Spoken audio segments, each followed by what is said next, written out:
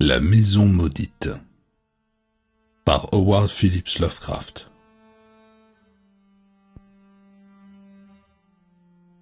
L'ironie participe, souvent même, aux pires horreurs. Elle entre parfois directement dans la texture des événements. D'autres fois, elle n'intervient que dans leur rapport fortuit avec les êtres et les endroits. Je n'en voudrais pour preuve que ce qui est arrivé dans la vieille ville de Providence, où, vers 1840, Edgar Allan Poe avait coutume de venir lorsqu'il faisait une cour désespérée à cette excellente poétesse, Madame Whitman. Poe descendait généralement au manoir, dans la rue des Bienfaits, devenue la célèbre auberge de la Boule d'Or, qui a abrité Washington, Jefferson et Lafayette. Et sa promenade favorite le menait vers le nord, chez Madame Whitman, et de là au cimetière voisin de Saint John, dont l'amoncellement de pierres tombales datant du XVIIIe siècle le fascinait. Or, et c'est l'ironie de la chose, au cours de ces promenades si fréquentes, le grand maître mondial de l'horreur et de l'insolite devait passer devant une maison située du côté est de la rue, une vieille bâtisse crasseuse, perchée sur le contrefort d'une colline abrupte, flanquée d'un grand jardin en friche, remontant à l'époque où cette région n'était guère civilisée. Il ne semble pas qu'il ait jamais écrit sur cet endroit ni qu'il en ait parlé. Il ne semble pas non plus qu'il l'ait jamais remarqué. Et pourtant cette maison, pour les deux personnes qui possédaient quelque information à son sujet, égale ou dépasse en horreur les inventions les plus étonnantes du génie qui est passé si souvent devant elle sans la noter et se dresse comme un symbole de tout ce qui est indiciblement hideux. Cette maison était, et demeure, le genre de construction qui capte l'attention des curieux. Ferme ou à moitié ferme à l'origine, elle ressemble aux maisons coloniales de la Nouvelle-Angleterre au milieu du XVIIIe siècle. Demeure cossue, toit en pente, 2 étages dominés par un grenier sans lucarne, un porche géorgien, lambrissé à l'intérieur, selon le goût du temps. Exposée au sud, décorée d'un pignon, ancrée jusqu'aux fenêtres du rez-de-chaussée dans l'épaule de la colline qui se dresse à l'est, elle révèle du côté de la rue l'intimité de ses fondations. Ce type de construction, il y a plus d'un siècle et demi, épousait la courbe de la route, car la rue des Bienfaits, tout d'abord baptisée rue de Derrière, serpentait entre les tombes des premiers pionniers et fut rectifiée après qu'on eut transféré les corps au cimetière du Nord. On put alors couper sans offenser personne à travers les enclos, jadis propriété des vieilles familles. Au début, le mur occidental se trouvait à quelques 20 pieds au-dessus d'une pelouse qui descendait jusqu'à la route. Mais l'élargissement de la rue à l'époque de la Révolution réduisit cet espace et révéla les fondations de sorte qu'il fallut construire un soubassement en briques qui, murant la cave du côté de la rue, fut percé d'une porte et de 2 fenêtres au niveau du trottoir. Lorsqu'il y a un siècle celui-ci fut établi, la pelouse disparut complètement. Edgar Allan Poe, dans ses promenades, ne devait apercevoir qu'une simple surface de briques grisâtres dominée à environ 10 pieds par la masse vieillotte de la maison à bardeaux. La propriété elle-même escaladait la colline et s'étendait jusqu'à la rue Wheaton. L'espace situé au sud de cette maison, qui donnait sur la rue des Bienfaits, dominait bien entendu le trottoir et formait une terrasse bordée d'un grand mur de pierre humide et moussue, troué d'un perron étroit qui menait à l'intérieur par une sorte de canyon. On apercevait alors dans un gazon pelé des murs de briques visqueux, des jardins à l'abandon où traînaient des urnes en ciment ébréché, des bouilloires rouillées tombées des trépieds en bambou. Des accessoires du même genre décoraient la porte d'entrée vermoulue, surmontée d'une imposte brisée, flanquée de pilastres ioniques, pourris et d'un fronton triangulaire branlant. Tout ce que je sus dans mon enfance de la maison maudite, c'est qu'on y mourait comme des mouches. C'est pourquoi, me dit-on, les premiers propriétaires avaient déménagé une 20aine d'années après l'avoir construite. Cette maison était manifestement malsaine, sans doute à cause de l'humidité et des champignons qui poussaient dans la cave, et de l'odeur fétide qui s'en dégageait, des courants d'air dans les couloirs ou des miasmes dans l'eau du puits. Tout cela n'était guère encourageant et faisait l'objet de commentaires appropriés de la part des personnes que je connaissais. Mais ce sont les notes prises par mon vieil oncle, le docteur Elihu Whipple, qui me révélèrent en détail les présomptions vagues qui s'étaient formées chez les domestiques et les petites gens de l'époque. Présomptions qui ne transpirèrent guère et se trouvaient bien oubliées quand Providence devint une véritable capitale vers laquelle affluaient les migrants. Il est de fait que cette maison ne fut jamais considérée par la grande majorité des habitants comme vraiment hantée. On ne parlait pas de bruit de chaînes, de courants d'air glacé, de lumières qui s'éteignent ou de visages qui apparaissent aux vitres. Les plus audacieux se risquaient parfois à dire que cette maison n'avait pas de chance, mais ils n'en disaient guère plus. Ce qu'on ne pouvait contester, c'est qu'un nombre imposant de personnes y mouraient, ou plus précisément, y étaient mortes. Puisqu'au terme d'un certain nombre d'aventures étranges qui s'y étaient déroulées 60 années plus tôt, cette maison était abandonnée, faute de locataires. Ses habitants n'y étaient pas morts de mort violente. Il semblait plutôt qu'ils y avaient perdu peu à peu leur vitalité, de sorte que chacun d'entre eux avait succombé plutôt qu'il n'aurait dû à certaines faiblesses de son tempérament. Mais ceux qui n'étaient pas morts avaient éprouvé à des degrés variables une sorte d'anémie ou de consomption, parfois un déclin de leur faculté mentale qui prouvait bien l'insalubrité de l'édifice. Les maisons voisines, il convient de le souligner, ne semblaient pas le moins du monde affectées des mêmes désordres. C'est du moins ce que j'avais appris avant que mon enquête obstinée amenât mon oncle à me communiquer les notes qui nous décidèrent à entreprendre nos hideuses recherches. Dans mon enfance, la maison maudite était vide, cernée de vieux arbres stériles et noueux, d'une pelouse envahie de hautes herbes aux formes fantastiques et d'une végétation aux dessins cauchemardesques qui emplissaient la terrasse où les oiseaux ne s'attardaient guère. Avec mes camarades, nous passions en hâte devant cette maison et je me rappelle encore nos terreurs enfantines.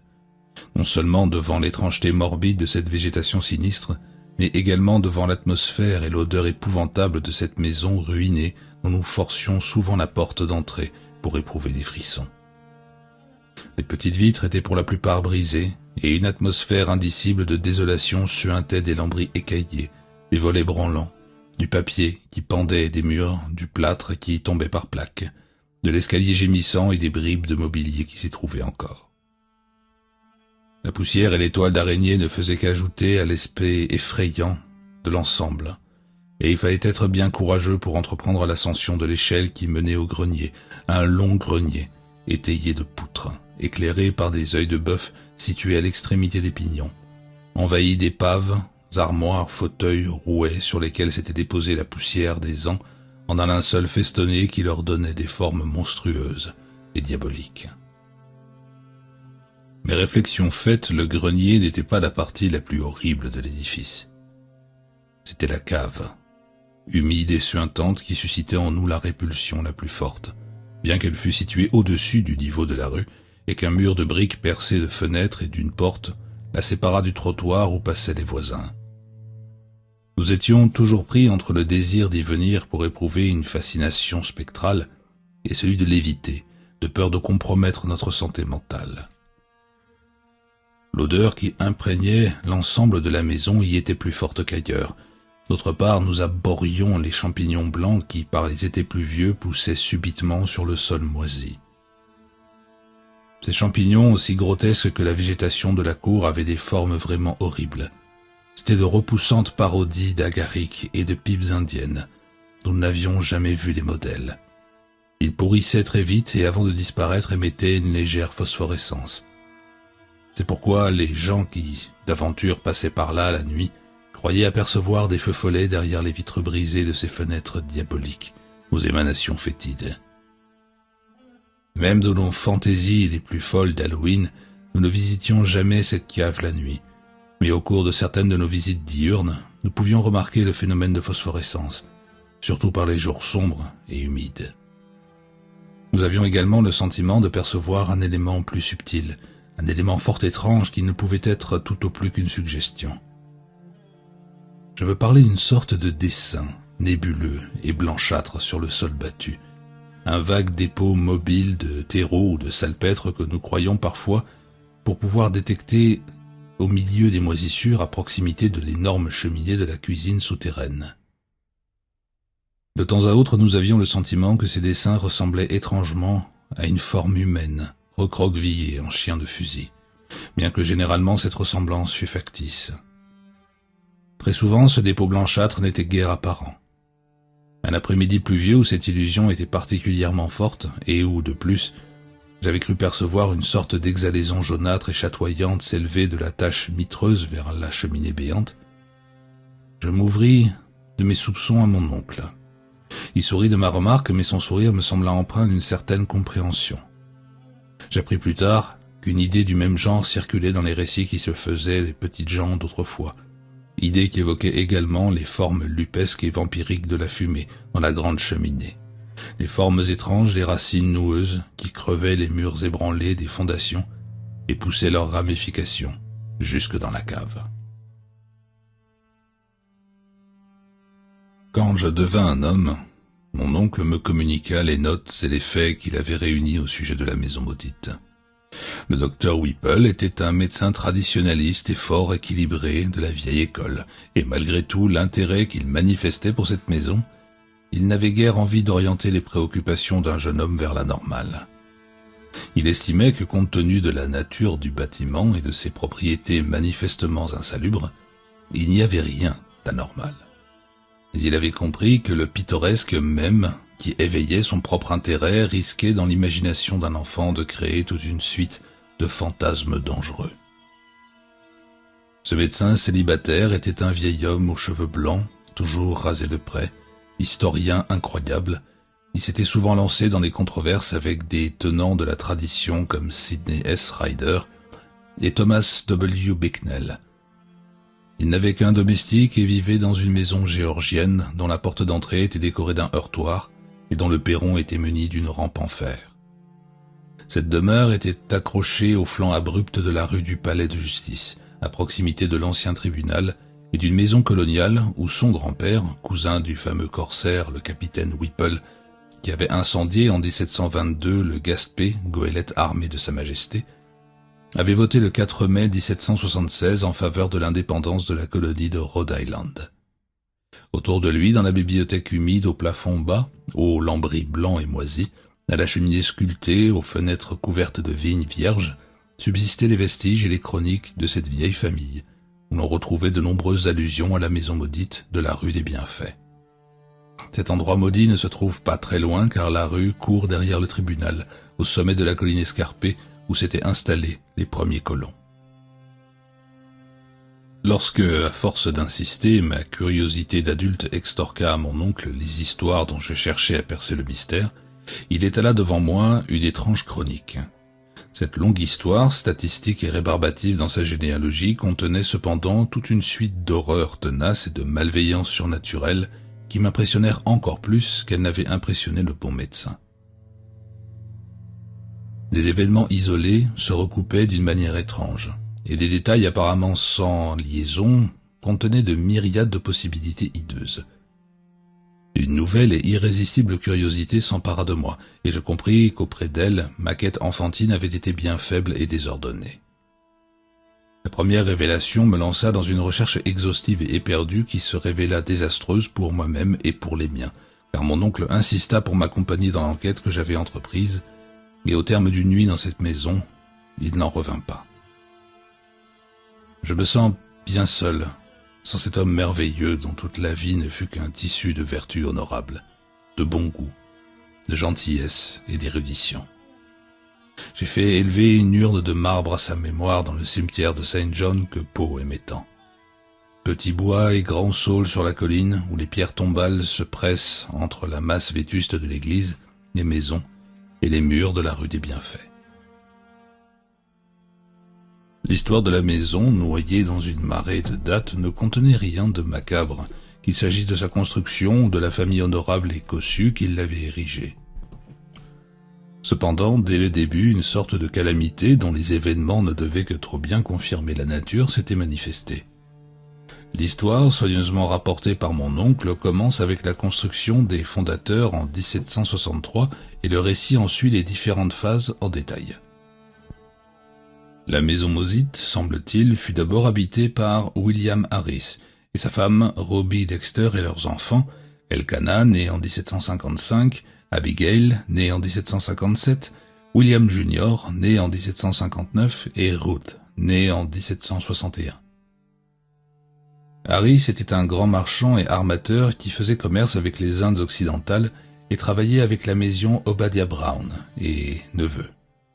Après la mort de Brown en 1761, la nouvelle entreprise de Nicholas Brown et compagnie fit de lui le propriétaire du brick Prudence, construit dans les arsenaux de Providence, navire de 120 tonneaux qui lui permit de posséder la maison qu'il désirait depuis le début de son mariage. Le site qu'il avait choisi dans le nouveau quartier à la mode de la rue de Derrière, au flanc de la colline, qui dominait le quartier populeux de Cheapside, répondait à ses désirs et la maison elle-même était digne du quartier. C'était le maximum de ce que pouvait se permettre une fortune moyenne. Harris n'avait pas tardé à y emménager avant la naissance de son 5e enfant. Ce garçon naquit en décembre, mais il était mort-né. Aucun autre enfant ne devait naître dans cette maison pendant 1 siècle et demi. Au mois d'avril suivant, tous les enfants tombèrent malades, et Abigail et Ruth moururent avant le mois de mai. Dr. Job Hives diagnostiqua une sorte de fièvre enfantine, mais d'autres virent dans ces 2 décès une sorte de consomption irrémédiable.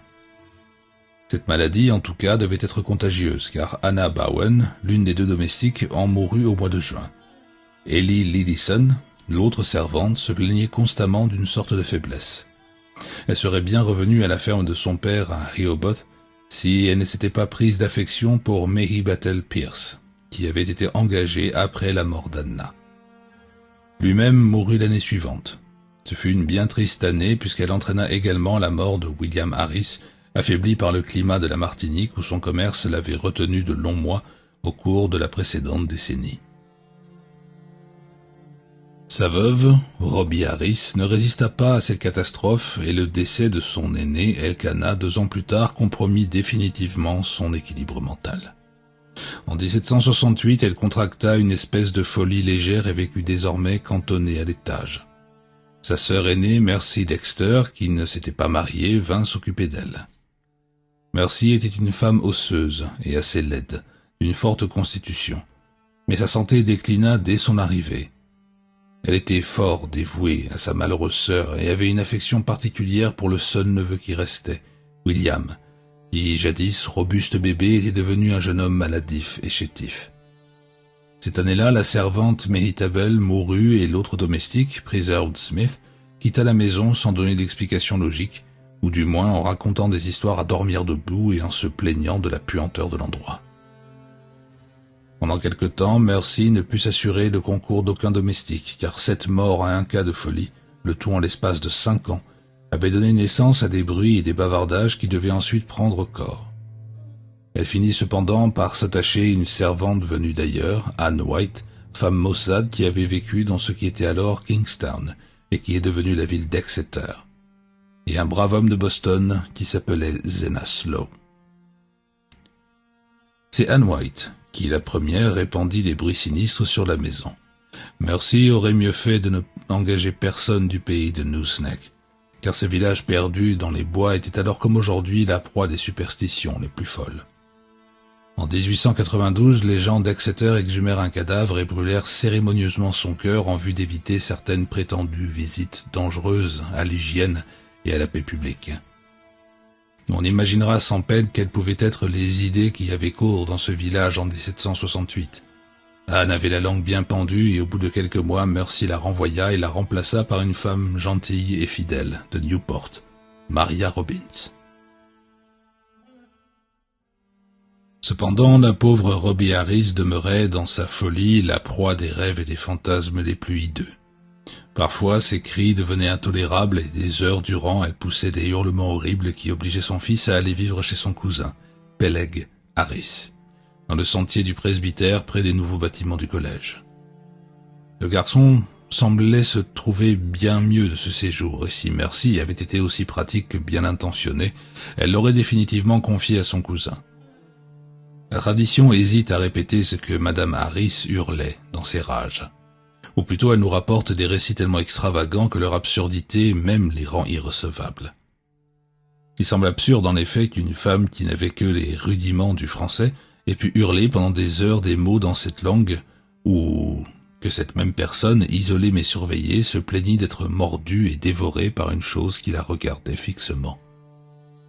En 1772, le domestique Zenas mourut et lorsque Madame Harris fut informée de ce décès, elle lança un éclat de rire comme on ne lui en avait jamais entendu.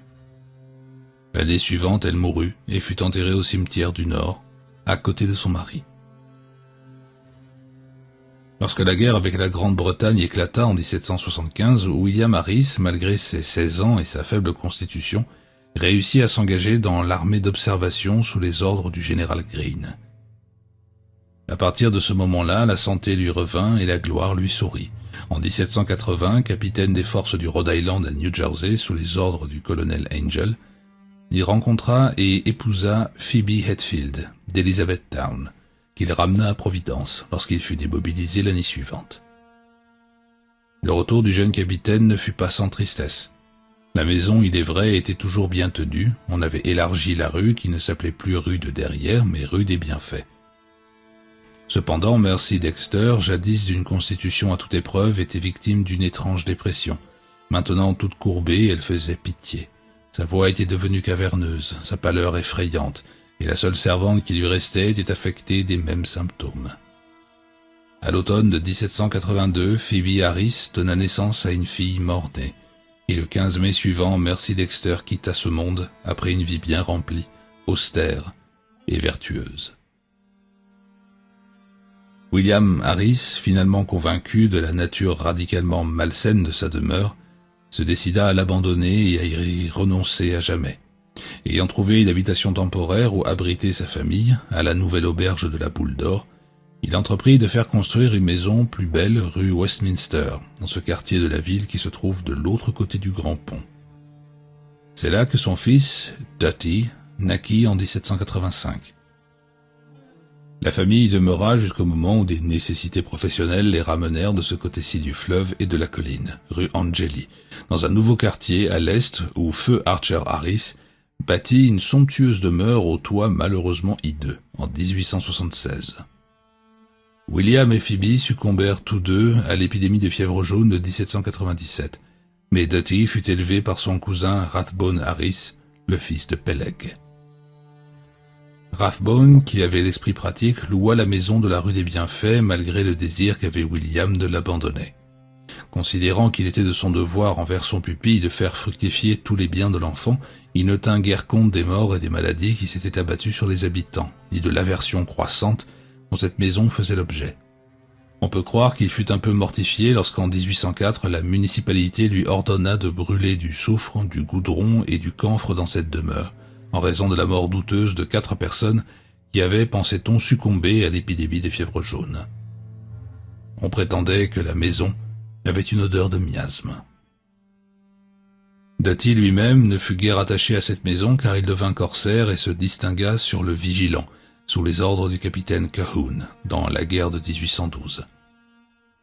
Il revint sain et sauf, se maria en 1814 et devint père cette nuit mémorable du 23 septembre 1815, où une grande tempête poussa les eaux de la baie sur la moitié de la ville et entraîna jusque dans la rue Westminster un grand sloop dont les mâts vinrent presque cogner aux fenêtres des Harris, affirmant symboliquement que le nouveau-né Welcome était fils de marin. Welcome mourut avant son père, mais glorieusement, à Fredericksburg en 1862. Ni lui ni son fils Archer ne se préoccupèrent de la maison maudite. Ils la considéraient comme une charge, impossible à louer, peut-être à cause de son humidité, de sa puanteur et de sa vieillesse. En fait, elle ne fut jamais louée après une série de morts dont le paroxysme se situe en 1861, mais que les malheurs de la guerre effacèrent. Carrington Harris, le dernier des héritiers mâles, n'y voyait qu'une épave légendaire, non dépourvue de pittoresque, jusqu'au jour où je lui dis ce que j'en savais. Il avait l'intention de la démolir et de construire en la place une maison de rapport, mais après m'avoir entendu, il décida de la garder, de la moderniser et de la louer. Il n'éprouva aucune difficulté à le faire.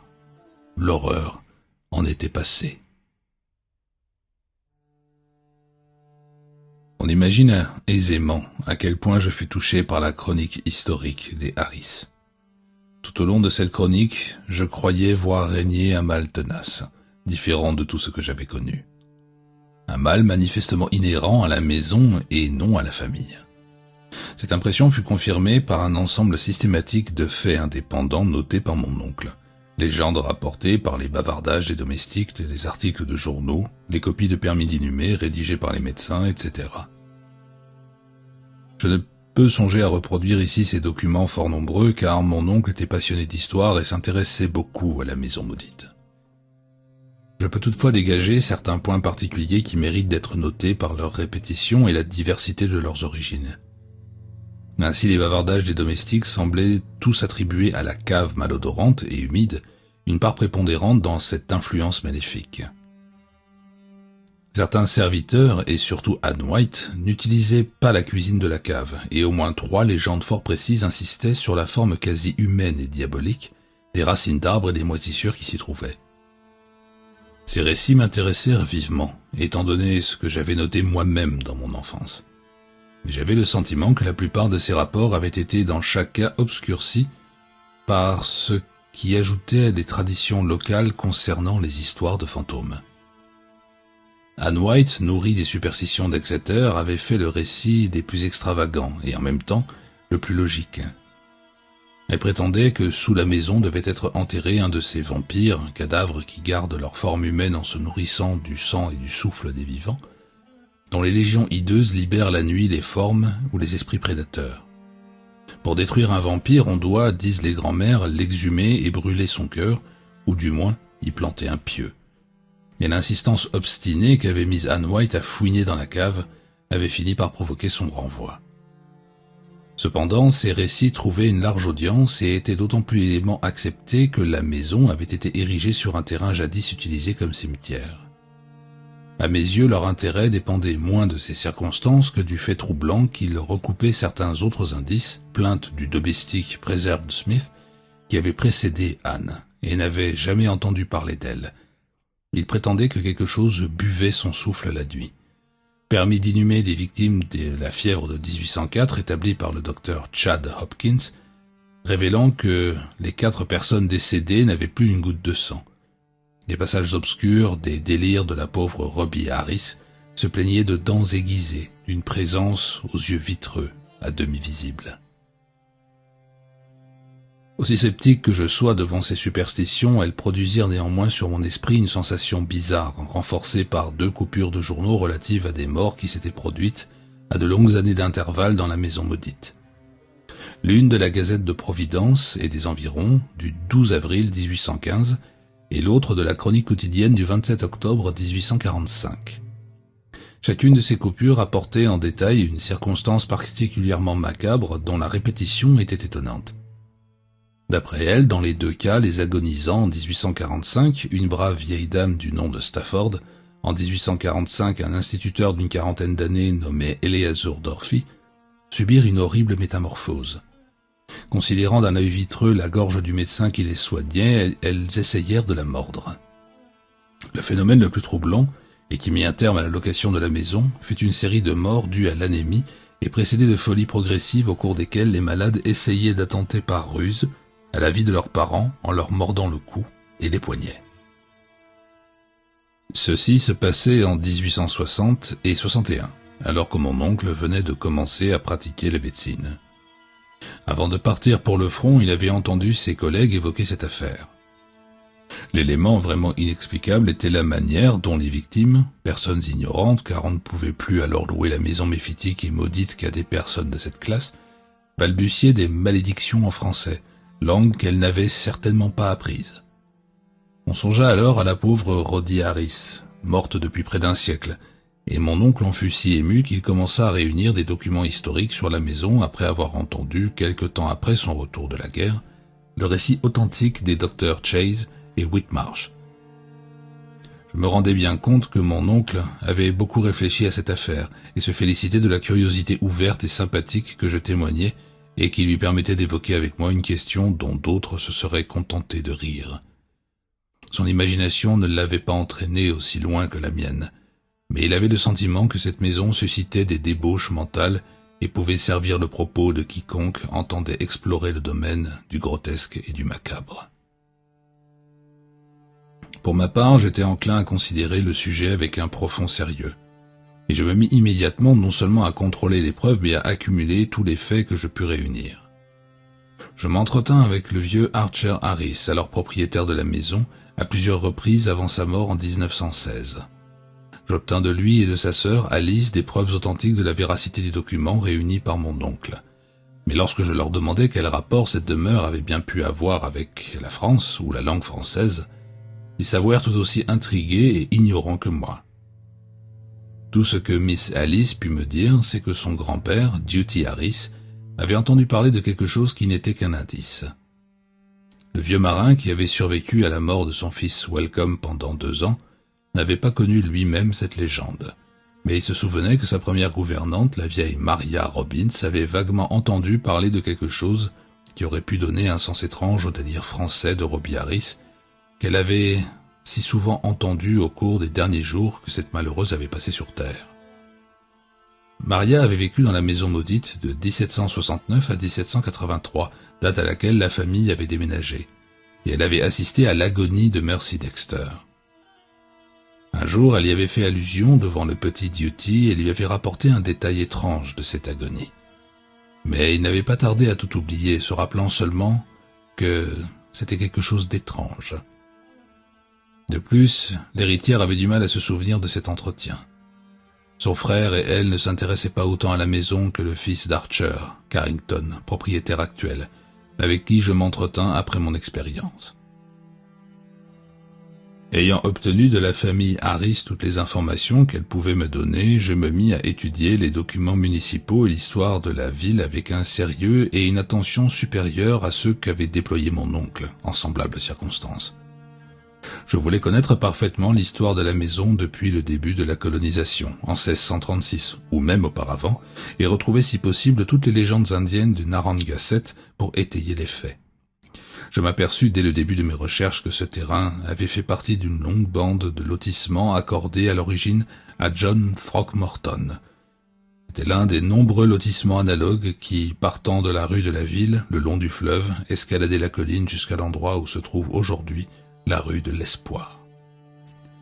Le lotissement de Throckmorton avait été ensuite divisé en plusieurs parcelles. J'étudiais plus particulièrement la région où elle devait passer plus tard l'ex-rue de Derrière, rue des Bienfaits. On disait que sur cet emplacement se trouvait jadis le cimetière des Throckmorton, mais en étudiant les documents de plus près, je m'aperçus que les tombes avaient toutes été transférées très tôt au cimetière du Nord, sur la route de l'Ouest, qui mène à Pawtucket.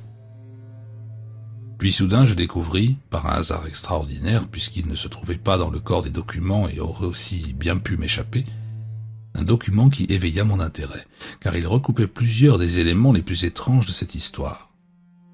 Il s'agissait du bail d'un petit lopin de terre accordé en 1797 à un certain Étienne Roulet et à sa femme. Voilà que l'élément français apparaissait, élément français doublé d'un élément d'horreur que ce nom même évoquait, à la suite des lectures les plus étranges et les plus bizarres que j'ai jamais faites. Je me mis à étudier fébrilement la configuration de la commune, telle qu'elle existait lorsqu'on avait rectifié la rue de Derrière entre 1747 et 1758. Je découvris une chose à laquelle je m'attendais à moitié.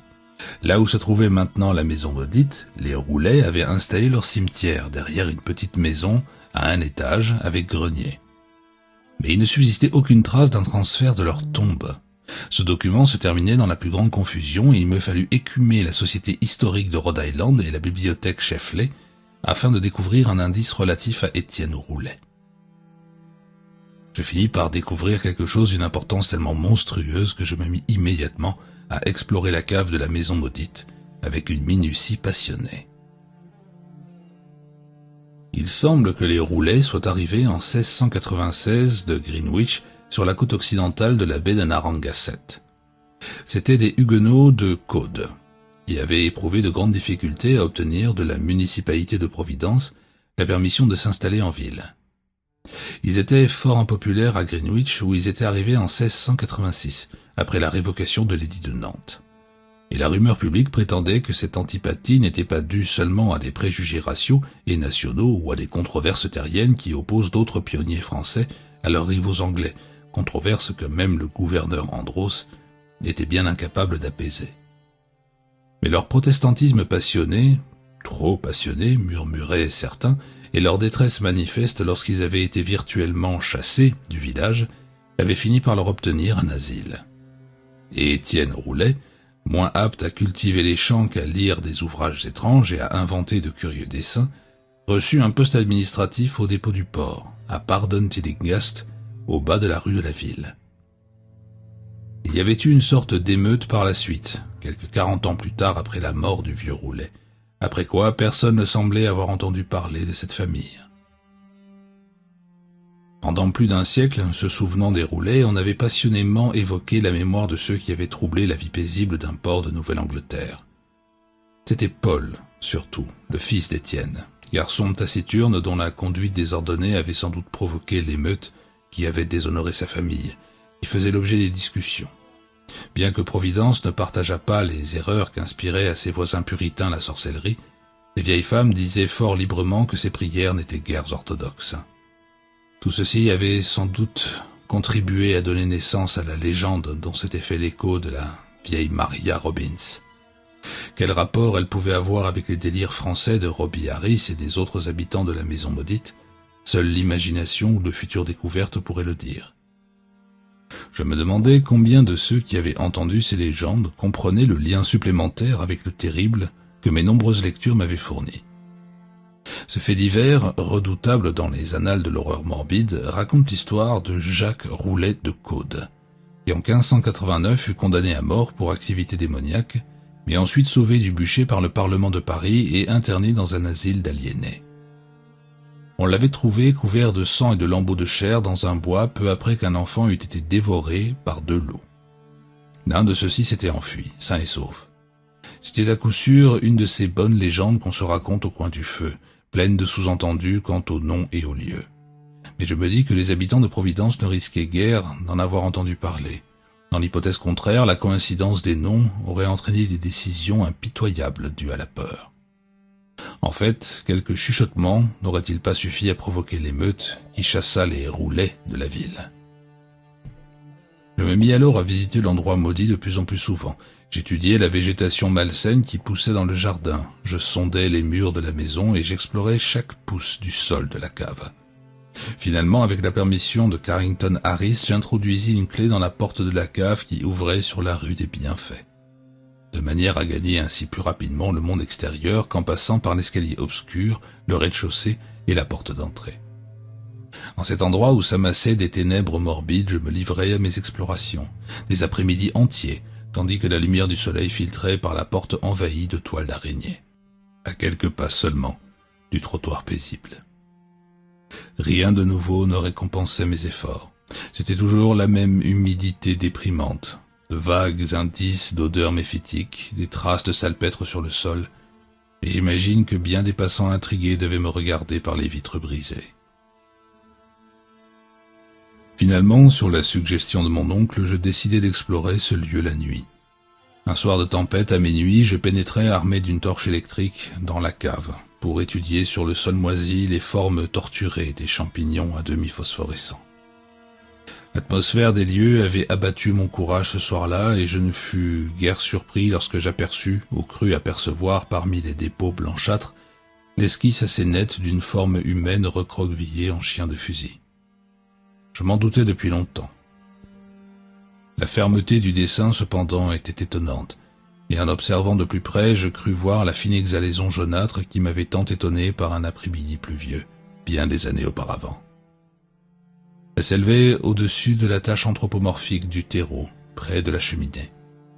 C'était une vapeur subtile, maladive, quasi lumineuse, qui, suspendue dans l'air humide, semblait se diluer en une forme vague et repoussante, et devenue nuageuse, montait dans la grande cheminée noire, pour ne laisser dans son sillage une puanteur horrible.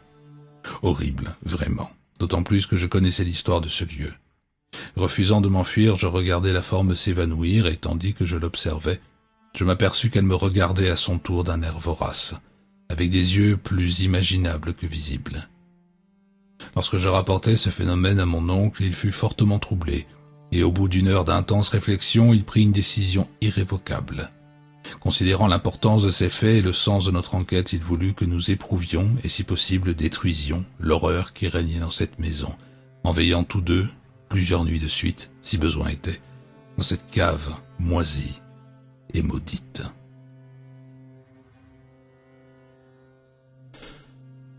Le mercredi 25 juin 1919, après avoir fait part de notre projet à Carrington Harris, sans toutefois lui révéler nos soupçons, mon oncle et moi-même transportâmes dans la maison maudite 2 fauteuils pliants, un lit de camp et un certain nombre de lourds et complexes instruments scientifiques. Nous les disposâmes dans la cave pendant le jour, obstruâmes les fenêtres avec du papier et décidâmes de revenir le soir pour notre première veille. Nous avions fermé à clé la porte qui menait de la cave au rez-de-chaussée.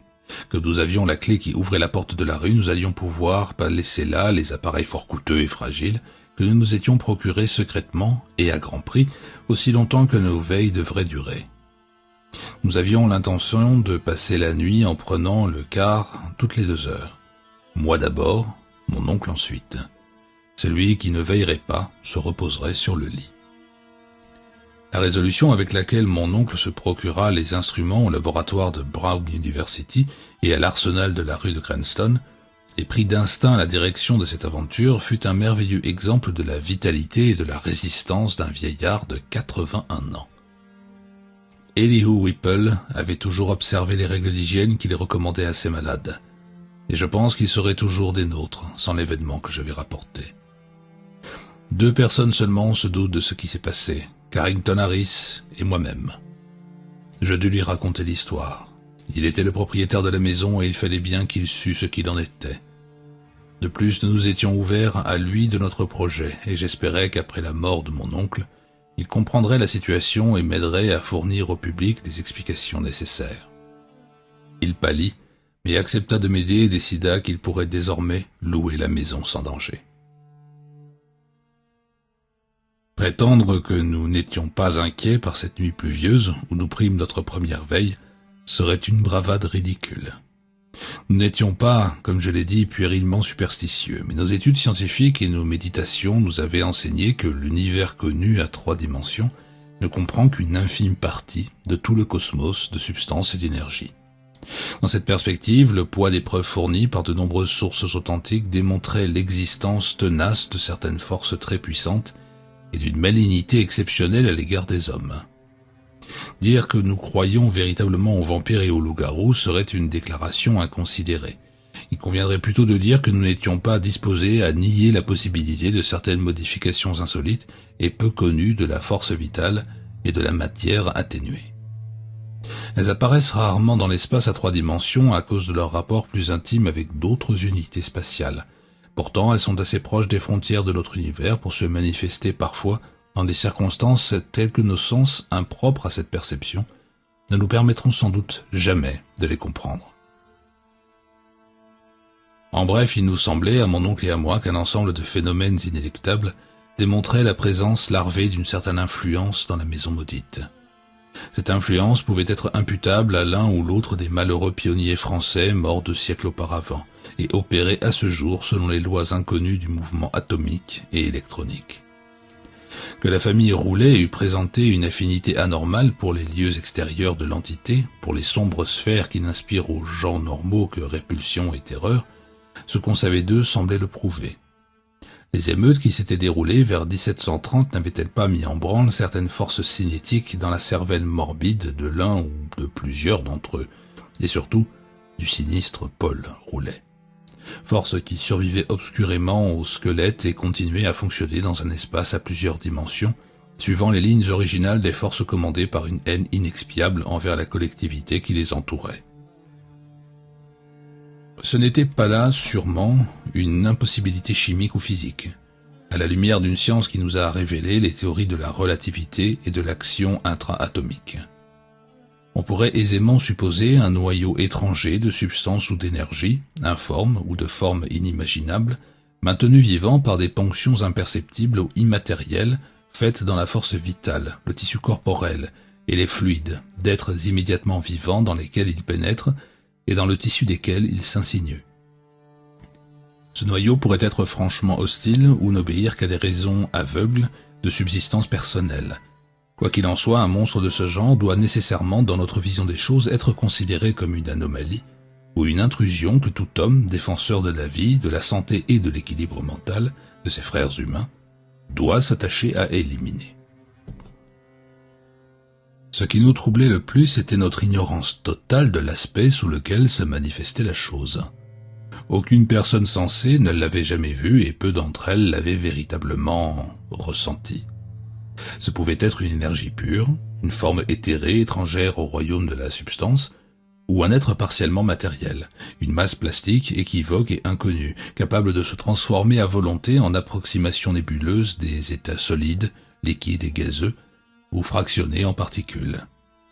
La tache anthropomorphique des moisissures sur le sol, la forme de la vapeur jaunâtre, la courbe des racines d'arbres dans certaines des vieilles légendes, tout contribuait à le présenter comme une reproduction plus ou moins lointaine de la forme humaine.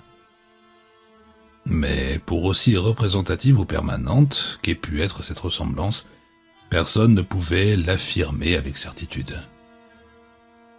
Nous avions conçu 2 armes pour la combattre. Un grand tube de Crookes adapté à la circonstance, mu par de puissantes batteries à accumulateurs, muni d'écrans et de réflecteurs spéciaux au cas où la forme s'avérerait intangible et à l'abri de toute arme autre que les radiations d'éther. Et 2 lance-flammes, comme on en utilisait lors de la Grande Guerre, au cas où elle s'avérait en partie matérielle et vulnérable par des moyens mécaniques. Car, semblable aux paysans superstitieux d'Exeter, nous étions prêts à brûler son cœur, si elle avait un cœur à brûler. Ces armes offensives furent placées dans la cave, en des positions soigneusement calculées par rapport au lit de camp, au fauteuil, et à l'endroit devant la cheminée où le terreau avait pris ses formes étranges. Ces moisissures, soit dit en passant, étaient à peine visibles quand nous disposâmes nos meubles et nos instruments, et aussi quand nous revînmes ce soir-là pour veiller. Un instant, je me demandais même si je les avais vues d'une manière plus précise, mais alors je songeais aux légendes. Notre veillée dans la cave commença à 10 heures, et au fur et à mesure que la nuit s'écoulait, nous renoncions à l'espoir d'une révélation. Une lueur timide filtrant des lampadaires battus par la pluie sur le trottoir et une faible phosphorescence, provenant des champignons qui couvraient le sol, révélait la pierre suintante des murs, d'où toute trace de chaux avait disparu. Le sol humide, fétide et rempli de moisissures, couvert de champignons obscènes, les vestiges pourrissants de ce qui avait été jadis des tabourets, des chaises, des tables et d'autres meubles devenus informes, les lourdes planches et les poutres massives du plafond de la cave, la porte décrépite qui donnait accès aux autres pièces de la maison, l'escalier de pierre délabré, muni d'une rampe en bois vermoulu, la cheminée caverneuse de briques noircies où des morceaux de fer rouillés révélaient la présence jadis de crochets de chenets, de broches, de poulies, et une porte ouvrant sur un four à quoi il convient d'ajouter notre lit de camp, nos fauteuils pliants, ainsi que les lourds et complexes instruments de mort que nous avions apportés. Au cours de mes précédentes explorations, nous avions laissé la porte de la rue ouverte, ainsi une retraite immédiate et commode nous avait été ménagée au cas où nous ne pourrions pas nous rendre maîtres des manifestations. Nous pensions que notre présence nocturne ne manquerait pas d'exciter l'entité maligne qui était tapie en ces lieux, et que bien préparés, nous pourrions régler son compte à cette chose à l'aide de l'une ou l'autre de nos armes, dès que nous l'aurions reconnue et suffisamment observée.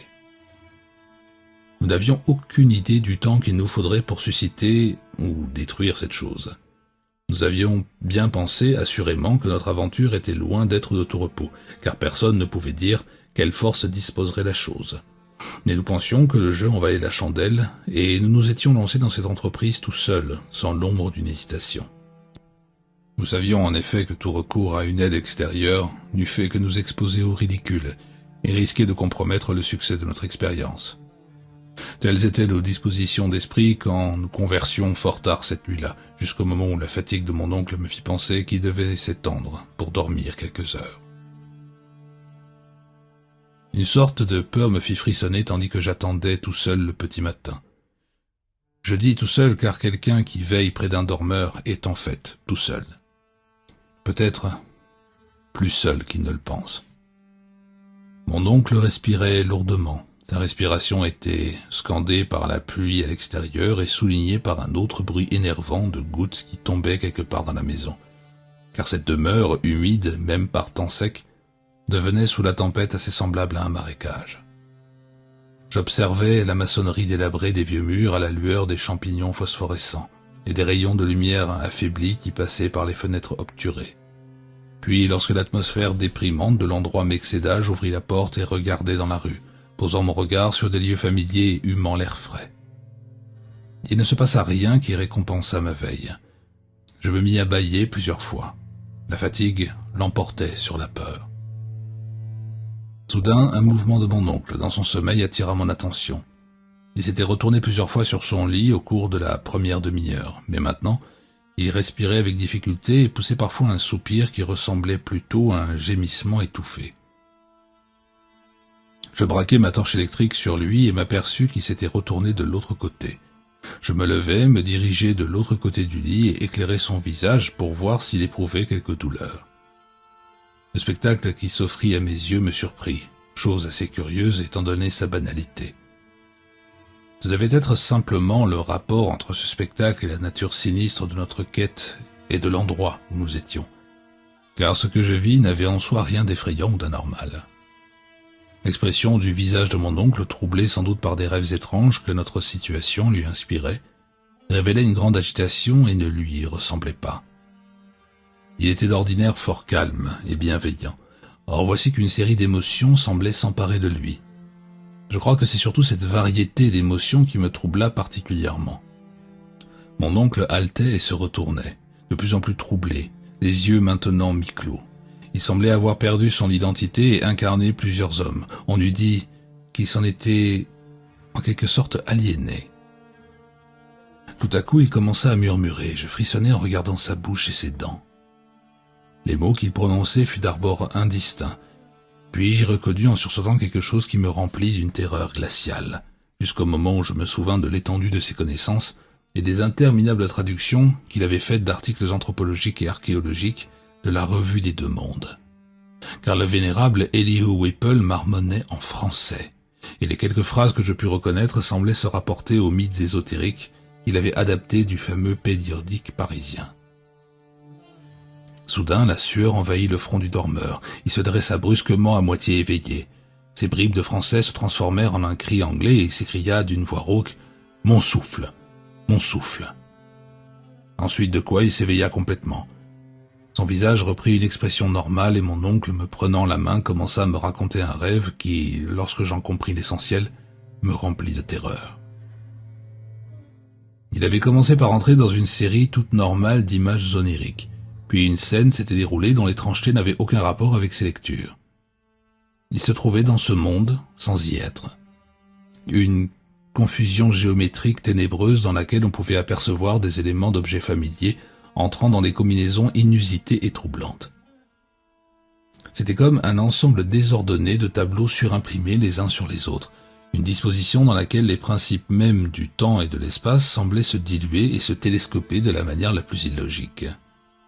Dans ce tourbillon kaléidoscopique d'images fantasmagoriques surgissaient parfois, pour ainsi dire, des instantanés d'une singulière netteté, mais d'une hétérogénéité incroyable. À un moment, mon oncle crut qu'il gisait dans une fosse inconsidérément ouverte, bordée d'une foule de visages furieux, encadrés de boucles désordonnées et coiffés de tricornes, qui lui faisaient des gros yeux. Puis il eut le sentiment de se trouver à l'intérieur d'une maison, d'une vieille maison apparemment, dont les détails et les habitants se métamorphosaient constamment. Il n'avait aucune certitude quant au visage et aux meubles ni même à la pièce, car les portes et les fenêtres paraissaient subir les conséquences de ce flux au même titre que des objets plus mobiles. C'était étrange, vraiment étrange, et mon oncle m'en parla presque timidement, comme s'il craignait de n'être pas cru, lorsqu'il déclara que parmi ces visages insolites, beaucoup avaient les traits des Harris. Et tout ce temps-là, il éprouvait une sensation personnelle d'étouffement, comme si quelque présence insinuante s'était logée dans son corps et essayait de s'emparer des sources mêmes de sa vie. Je frissonnais en songeant à ces sources de vie, usées par 81 années de fonctionnement continu, en conflit avec des forces inconnues dont un organisme, même plus robuste et plus jeune, n'aurait su se rendre maître. Mais je me dis ensuite que les rêves ne sont que des rêves, et que ces visions gênantes n'étaient au plus que la réaction de mon oncle aux préoccupations et aux préparatifs qui nous avaient absorbés récemment à l'exclusion de toute autre chose. La conversation ne tarda pas à dissiper le sentiment d'étrangeté que j'avais éprouvé et au bout d'un certain temps, je cédai au sommeil. Mon oncle semblait tout à fait réveillé et fort heureux de prendre la garde à son tour, bien que son cauchemar ne lui eût pas accordé les 2 heures de répit auxquelles il avait droit. Je ne tardai pas à sombrer dans le sommeil, et je fus immédiatement la proie de rêves fort troublants. J'éprouvais une solitude cosmique et abyssale. Des forces hostiles se dressaient de toutes parts sur la prison où j'étais confiné. J'avais l'impression d'être ligoté, bâillonné et assailli par les cris sonores de multitudes qui, au loin, avaient soif de mon sang. Le visage de mon oncle m'apparut sous un jour moins plaisant que dans la réalité, et je me souviens des nombreuses luttes futiles que j'entrepris pour essayer de crier. Ce ne fut pas un sommeil agréable, et pendant une seconde je ne regrettais pas le cri qui perça les barrières du rêve et me dressa sur mon lit brusquement alerté. J'aperçus devant moi les objets qui m'entouraient en relief et plus nets qu'ils ne l'étaient d'habitude dans l'univers réel. Je m'étais endormi, le dos tourné au fauteuil sur lequel était assis mon oncle, de sorte qu'en me réveillant brusquement, je vis la porte qui menait à la rue, la fenêtre au nord, le mur, le plancher et le plafond du côté nord de la pièce, le tout photographié avec une netteté morbide dans mon esprit, dans une lumière plus vive que n'en émettait la lueur des champignons ou les rayons de la rue. Ce n'était pas une lumière forte, ni même assez forte, elle n'était certainement pas assez dense pour permettre la lecture, mais elle projetait l'ombre du lit et de mon corps sur le plancher, et elle avait une nuance jaunâtre, d'une intensité pénétrante, qui évoquait quelque chose de plus fort que la luminosité. Je perçus ce phénomène et m'en alarmai, bien que 2 autres de mes sens furent également alertés. J'avais toujours aux oreilles l'écho de ce cri déchirant et mes narines se révulsaient devant la puanteur qui envahissait les lieux. Mon esprit aussi vif que mes sens reconnut immédiatement la gravité de ces éléments insolites, et presque automatiquement je bondis et me retournai pour saisir les instruments de mort qui devaient se trouver sur les moisissures, devant la cheminée. En me retournant, je redoutais de ce que j'allais voir, car le cri que j'avais entendu ne pouvait avoir été poussé que par mon oncle, et j'ignorais contre quelle menace je devrais le défendre et me défendre. Cependant, le spectacle qui s'offrit à ma vue fut pire que tout ce que j'avais rêvé. Il y a des horreurs qui dépassent l'horreur, et j'étais en présence de ces paroxysmes hideux et cauchemardesques que le cosmos réserve aux malheureux, qu'il veut maudire. Sur le sol infesté de champignons s'élevait un corps lumineux et vaporeux, jaune et morbide, qui se liquéfiait et grandissait dans des proportions gigantesques, prenait la forme vague d'un être mi-humain mi-monstre, à travers lequel j'apercevais la cheminée. Cet être était tout en yeux, comme un loup moqueur, et sa tête rugueuse, semblable à celle d'un insecte, se diluait au sommet en une fine vapeur brumeuse et putride qui se déroulait dans la pièce avant de passer dans la cheminée. Je dis que j'ai vu cette chose, mais ce n'est qu'en recomposant consciemment la scène que j'ai réussi finalement à en discerner les formes abominables. Sur l'instant ne m'apparut qu'un nuage vaguement phosphorescent d'horreurs spongieuses, enveloppant et dissolvant d'une matière horriblement plastique, le seul objet sur lequel mon attention était concentrée. Cet objet était mon oncle, le vénérable Elihu Whipple, qui, des traits noircis et décrépits, ricanait, balbutiait et étendait des doigts dégoûtants vers moi, comme pour me déchirer, en proie à la fureur que cette horreur avait provoquée. Je dus à mon expérience de ne pas sombrer dans la folie. Je m'étais préparé à ce moment crucial, et c'est à cet entraînement inconscient que je dus mon salut. Comprenant que cette malignité liquéfiée n'avait aucune substance que pût affecter la mémoire ou la chimie matérielle, je renonçai au lance-flammes qui se trouvait à ma gauche, et déclenchai le courant du tube de Crookes en dirigeant vers la scène de ce blasphème immortel les plus fortes radiations d'éther que le génie humain puisse capter dans l'espace et dans les fluides de la nature. Il y eut une vapeur bleuâtre, un crachotement saccadé et la phosphorescence jaunâtre s'estompa. Et je compris que cet évanouissement n'était dû qu'au contraste et que les ondes émises par ma machine n'avaient aucun effet. Alors, au cœur de ce spectacle démoniaque, j'aperçus une nouvelle horreur qui fit monter un cri à mes lèvres et me repoussa en titubant vers la porte ouverte, vers la rue paisible, peu soucieux des terreurs abominables que je pouvais déchaîner sur le monde ou des jugements que je risquais de m'attirer. Dans ce sombre mélange de bleu et de jaune, le corps de mon oncle avait commencé à se liquéfier d'une manière révulsante. Il est impossible de décrire l'essence de cette liquéfaction ni les degrés de métamorphose que révélait son visage et que seule la folie pouvait concevoir. Il devenait à la fois diable et multitude, charnier et cavalcade. À la lueur des rayons mêlés et incertains, ce visage gélatineux prenait une douzaine, une vingtaine, une centaine de formes, s'enfonçait en grimaçant dans le sol sur un corps qui fondait comme du suif, caricature parfaite de légions étranges et pourtant familières. Je vis les traits de tous les Harris, hommes, femmes, adultes, enfants, puis les traits des vieux et des jeunes, des raffinés et des brutes, des amis et des ennemis. Pendant une seconde surgit une contrefaçon dégradée d'une miniature de la pauvre Robbie Harris, que j'avais vue au musée de l'école de dessin. Puis je crus apercevoir le visage osseux de Mercy Dexter, tel que je me la rappelais d'après un tableau dans la maison de Carrington Harris. C'était plus effrayant que tout ce qu'on pouvait imaginer. Vers la fin, un curieux mélange de visages et de serviteurs et de bébés apparurent près du sol spongieux, où une flaque de graisse verdâtre s'épaississait, et les traits grimaçants semblaient se combattre et chercher à retrouver l'expression habituelle de mon oncle. J'aime à croire qu'il existait, encore, en cet instant-là, et qu'il essayait de me dire adieu. Je crois que je hoquetais moi-même un adieu, la gorge sèche, en trébuchant dans la rue. Un petit filet de graisse me suivit par la porte, sur le trottoir, lavé de pluie. Le reste est obscur et monstrueux.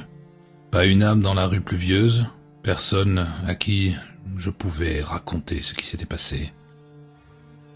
Je déambulais au hasard, passais devant la colline du collège et l'Athénée, descendis la rue Hopkins, traversai le pont, entrai dans le quartier des affaires, où de grands édifices semblaient me protéger, comme les éléments matériels du monde moderne protègent les hommes du merveilleux malsain d'autrefois. Puis l'aube grise parut, tout humide, à l'est, et la vieille colline avec ses vénérables clochers se détacha sur le ciel et m'attira vers le lieu où je devais poursuivre ma terrible tâche. Et je finis par y aller, trempé, tête nue, perdu dans la lumière du petit matin, je repassai l'abominable porte de la rue des Bienfaits que j'avais laissée entr'ouverte, et qui continuait à battre mystérieusement devant les premières femmes de ménage auxquelles je n'osais adresser la parole. La flaque de graisse avait disparu car ce sol était spongieux. Devant la cheminée ne subsistait aucun vestige de la forme gigantesque et recroquevillée. Je regagnai le lit, les fauteuils, les instruments, mon chapeau abandonné et le canotier de mon oncle. J'étais dans un univers brumeux où j'avais peine à discerner le rêve de la réalité. Puis la conscience me revient et je compris que j'avais été témoin de choses plus horribles encore que je n'en avais rêvé. Je m'assis et essayai de recomposer aussi bien que la logique le permettait ce qui s'était passé, et me demandais comment mettre un terme à cette horreur si vraiment elle s'était produite. Ce n'était pas une matière, ni de l'éther, ni rien que pût concevoir l'esprit humain. Quoi d'autre alors qu'une émanation exotique, une vapeur vampirique semblable à celle dont les paysans d'Exeter prétendent qu'elle erre dans certains cimetières. C'était selon moi l'explication. Je contemplais de nouveau, devant la cheminée, le sol où les moisissures de salpêtre avaient adopté une forme étrange. Au bout de 10 minutes, ma décision était prise. Saisissant mon chapeau, je rentrai chez moi. Je pris un bain, déjeunai, commandai par téléphone une pique, une bêche, un masque à gaz, 6 bonbonnes d'acide sulfurique. Ordonné de livrer le tout le lendemain matin à la porte de la cave de la maison maudite de la rue des Bienfaits. Après quoi, j'entrepris de dormir. Comme je n'y parvenais pas, je me mis à lire et à écrire des vers saugrenus pour lutter contre mon humeur. À 11 heures le lendemain matin, je me mis à bêcher. Il faisait un beau soleil et j'en étais heureux. J'étais encore seul car si je redoutais l'horreur inconnue que je recherchais, je craignais encore plus d'en parler à quiconque.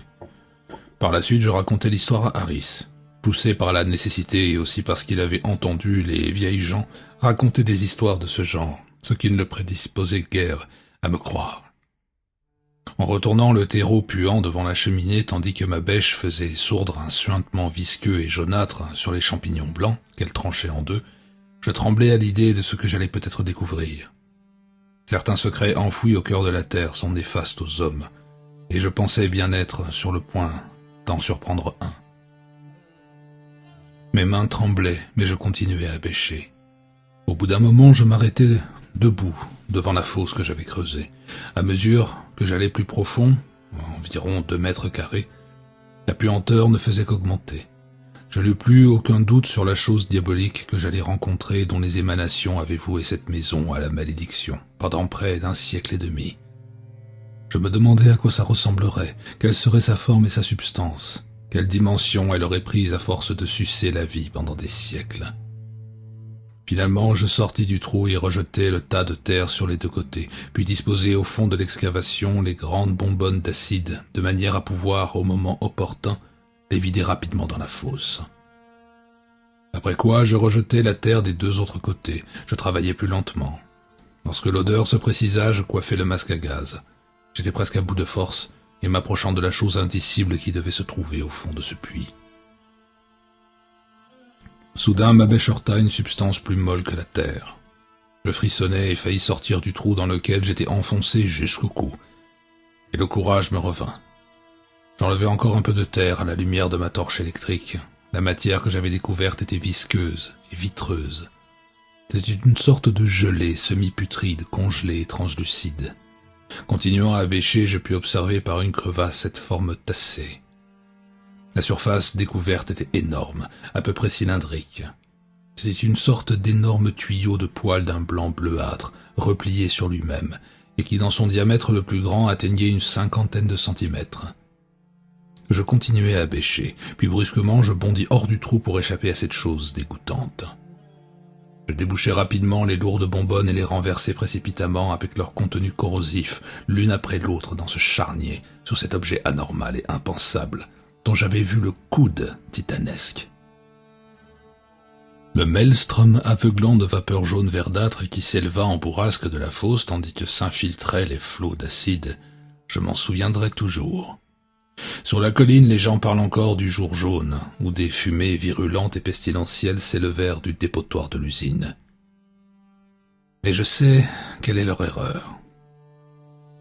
Ils parlent aussi de l'affreux rugissement qui au même moment sortait d'une canalisation bouchée ou d'un collecteur de gaz. Mais je pourrais là aussi, si je l'osais, les détromper. C'était indicible, et je ne vois pas comment j'ai survécu à cette expérience. Je me suis évanoui après avoir vidé la 4e bonbonne car les fumées avaient commencé à pénétrer sous mon masque.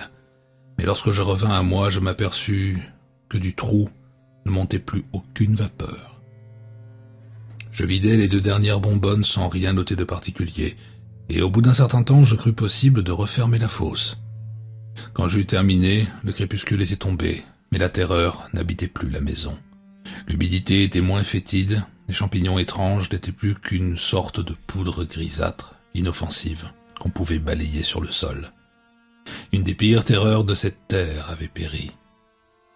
L'enfer, s'il existe, venait de recevoir enfin l'âme démoniaque d'un être néfaste.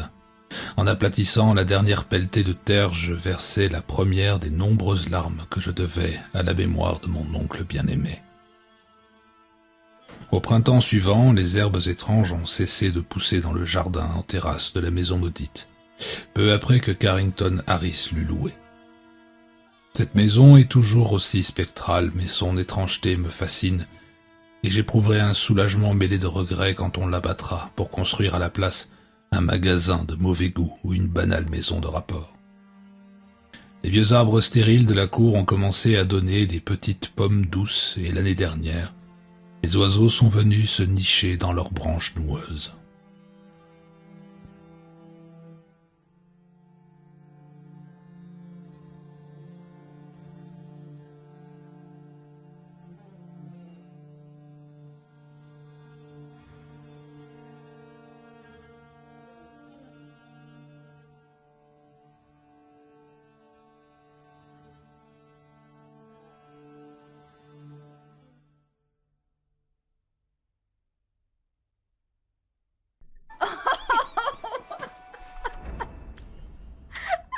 It's like, what about us is similar?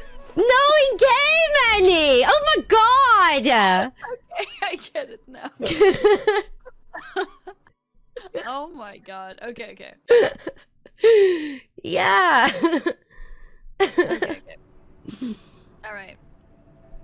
Yeah, I thought you meant IRL. I need 'Cause you to- just talked about my camera. No, I want to see a drawing on your face. Yeah. I'm gonna do that. I'm just gonna quickly put you on my stream too, so people can see you. Okay. Okay. Go. I'm just Okay, putting okay. myself around anywhere in the screen because you're taking my spot. Oh, I see. I guess I I'm can put sorry. Annie in a corner. I can move my corner. No, it's okay. I No, don't it's mind okay. being in the I middle of already the have it screen. set up. No, here we go. Done. Oh my god! So She you just can be like on it. the side that you want to be. Okay, I'll be here. Cool. Oh, but you're flipped. That's so wrong, Annie. I mean, She just teleported. technically, I think this is the correct side. I Which? think the other side is flipped. Oh god, that's even more confusing. Magic. Okay, let me see. Do this. Make Lou Okay. upside down, please. No. No, why would you do Yeah, let's that? go like that. All right. Okay. I'm Okay. gonna make my cam a little bit bigger though. Oh, I see how you did. So there can be like multiple of me on my screen. Oh, is that bad? Wait. No, Let me see if it's okay. No, I now? can just do things different. Annie, I don't need to show your whole stream. I can just cut myself out. Okay. It's okay. Sorry. Don't say probably sorry. made it It's okay. It's complicated. all good. You didn't make it complicated at all. Here, I have my game in one corner, my character. I have you in the center of my screen, and I have me on the side. Okay. All right. So what Okay. am I drawing again? I'm You're drawing a bunny. fish holding hands with a bunny on your face. Is there space on one cheek for that? I Has mean, to be, depends right? on Or do how I need to put big. forehead? Or what you could do is you draw the fish on one side, here, and then you draw the bunny on the other side, and then you can add their hands together as a mustache. No, that sounds horrible. Okay, you can use your forehead. I need a mirror, or I'll just use my. You know, even though I won, I will still wear the fish costume because I'm feeling a bit fishy today. Feeling a bit fishy. Okay. All right, I think I'll just draw on top instead. Okay. I cannot hear Wait. you. I'm flopping. Oh my. You look great, Lua. She doing sit-ups or something? Hi. Okay. What did I miss? I couldn't hear you guys as I was flopping. Not yet. No, you're good. You didn't miss anything. Okay, cool. Okay. All So right. draw. I'm gonna draw. Yes. I think this is. Wait. Yes. I think on my phone is best. Okay. So Do you let's have see. a proper mirror? I do, but I don't know where it is right now. So That's I okay. don't want to like. I believe in you. I think Okay. phone should be okay. Okay. So Wait. first we Can start with- I give you a yeah? suggestion? Yeah. Here. If Oh, okay. I would draw, okay? Yeah.